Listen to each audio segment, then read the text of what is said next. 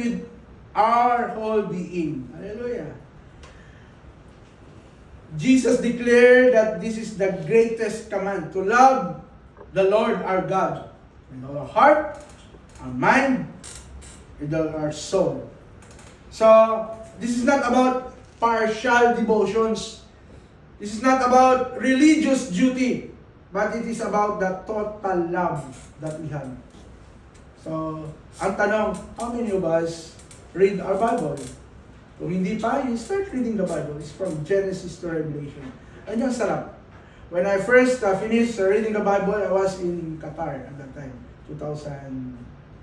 When I first worked as an OFW sa Qatar, lagi po akong umiiyak kasi first time ko malayo sa Pilipinas. And the best way is that yung nababasa ko, nakikita ko sa disyerto.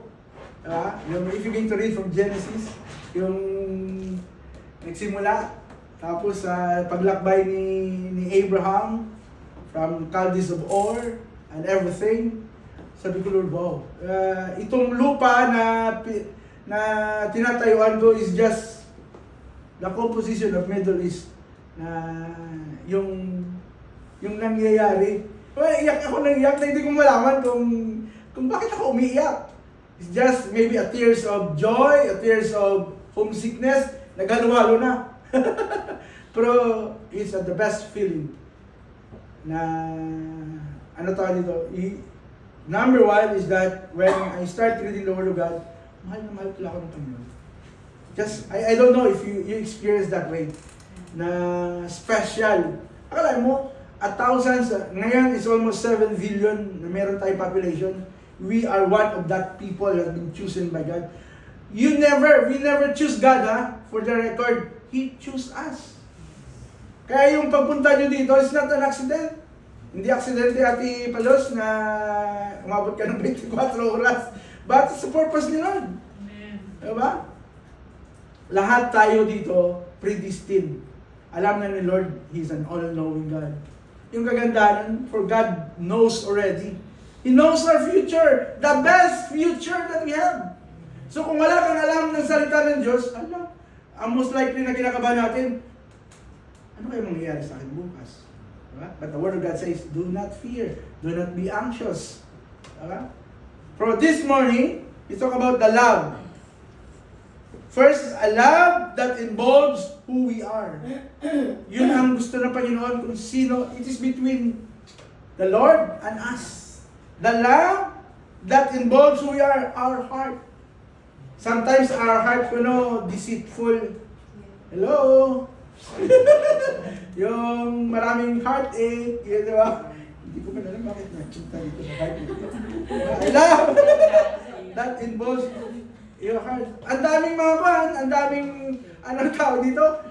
Lalo na pag OFW, sabi nila broken. Diba? Yun yung kinagagalit dati ni Tay Digong na malayo yung isang pamilya mula Pilipinas, ang isang pupunta, tapos ma-broken hearted. Pag uwi mo, wala na yung sumakabilang bahay na yung partner mo. Hindi mo malaman kung anong nangyari. The devil wanted to destroy the smallest community, which is the family. If you could imagine right now. Diba? Lalo na yung mga artista, yung nagsasabing, okay lang, friends naman kami. That's not the rule, or that's not the promise. That's not the goal of God in our life. The goal of God in our life, to be one as a family. One time, I have my friend, yung bass guitarist namin sa church, 7 na yung anak nila. Naghiwalay sila ng kanyang wife. Yung wife niya ay pastor kid din. Tapos sumama sa iba. Nadjuntis ng iba. Sabi niya, anong gagawin ko dito? Sabi ng tatay ko. Tatawa ko sa tatay ko kasi galit na galit siya doon eh. Kasi mahal na mahal na yung guitarist namin. Kasi isa lang kami lumaki lahat sa church. Pero nung ako yung kinausap niya, sabi ko, patawarin mo. At that time, pastor na rin ako. Sabi ko, patawarin mo. Alam mo, bumalik. Pinatawad niya. Buntis na, pinatawad niya. No, sabi ko, no words, no everything. Just accept as God accept us. That's true love. In spite that we are sinner. Right? Tinanggap tayo ni Lord. Praise God. Hallelujah. Hindi na tayo tinanggap ni Lord. our Father in heaven gave His only begotten Son for us. Yun ang pinaka-the best part doon. So, we thought that sometimes heart is deceitful. Kaya yung iba sabi nila, love is blind. Diba? Kasi yung iba gusto na nila yung mga barumbado, ganito ganyan. Pero advice ko sa mga single, mas better po yung mapapangasawa nyo, pastor.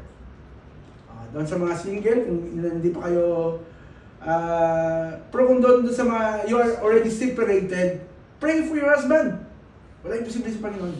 Amen. If you are still single, pray for a pastor that will come. Amen. Halos lahat namin ng mga youth sa church namin dati sa Cebu, halos na mga partner nila ay ngayong pastor. Diba? Kasi sabi ko, mag-aasawa ka lang naman, bakit hindi ka mag-aasawa ng pastor? Ngayon, most likely of them, diba? Either pastor or pastor kid, diba?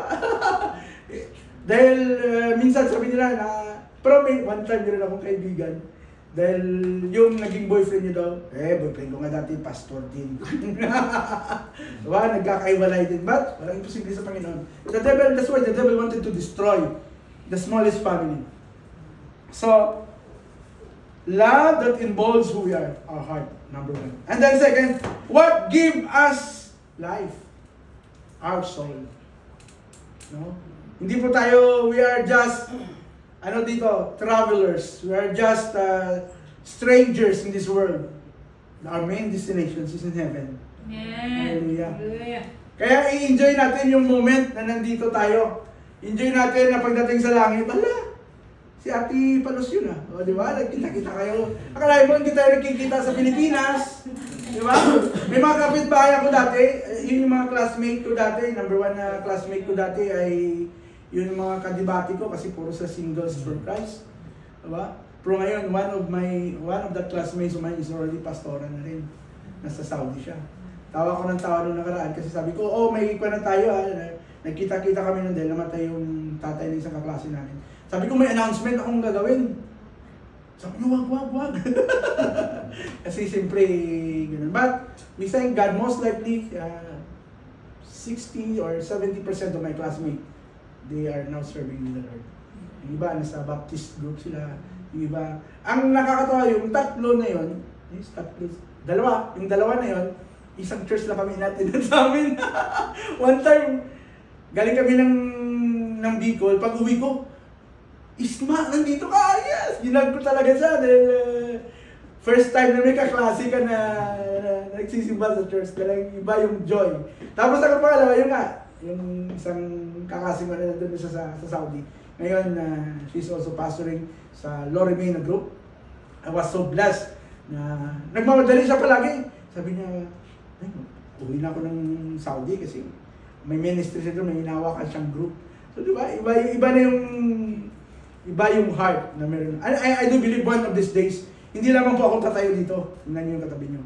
Amen. Kala niyo exempted kayo Hindi po, walang exempted. Lahat po tayo. And third is that, and how we think our mind. Yung mind natin lagi, ito yung lagi, it's either negative or positive. So, we're going to talk about that this morning. God desires us an undivided. God desires us as wholehearted, undivided, wholehearted relationship with His people.